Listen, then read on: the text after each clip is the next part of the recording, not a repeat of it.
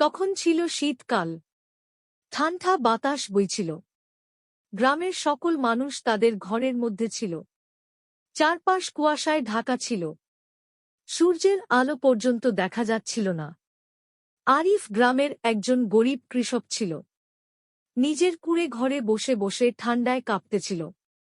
তার ঘরের দরজা ছিল ভাঙ্গা, আর জানালা দিয়ে ঠান্ডা বাতাস ঘরে প্রবেশ করতেছিল।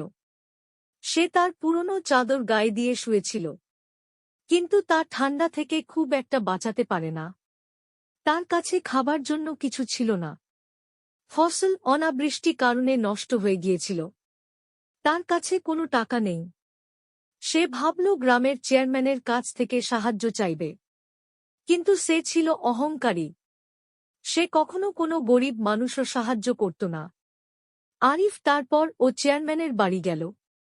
সে দরজায় টোকা দিলে চাকর দরজা খুলে জিজ্ঞেস করে কি চাই। আরিফ বলে হাত জোর করে বলে চেয়ারম্যানের সাহেবের সাথে একটু দেখা করব। চেয়ারম্যান সাহেব বাহিরে আসে। আরিফ হাত জোর করে বলে আমার হালাত খুব খারাপ, প্রচণ্ড ঠান্ডা।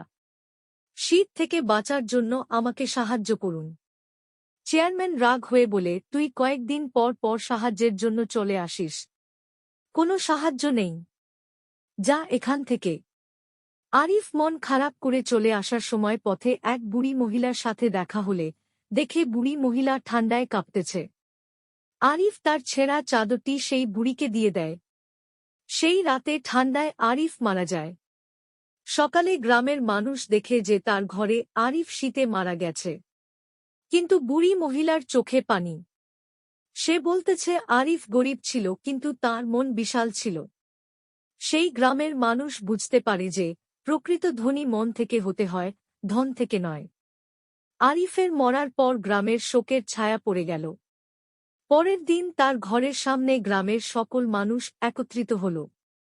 সবার চোখে পানি ছিল, কিন্তু সবচেয়ে বেশি মন খারাপ চেয়ারম্যান সাহেবের ছিল। সে বুঝতে পারে যে তার অহংকার আর রাগের জন্য একজন সৎ ও ভালো মানুষ মারা গেল। আরিফের কবর দেওয়ার পর গ্রামের সবাই একত্রিত হল। চেয়ারম্যান সাহেব বলে আরিফ থেকে আমরা অনেক কিছু শিখতে পারি। তার মন বোর ছিল, কিন্তু আমরা তাকে বুঝতে পারিনি। এখন থেকে আমি ওয়াদা করতেছি গ্রামের সকল মানুষের বিপদে পাশে থাকব। চেয়ারম্যান সাহেব গ্রামের গরিব মানুষের মাঝে দান করা শুরু করল।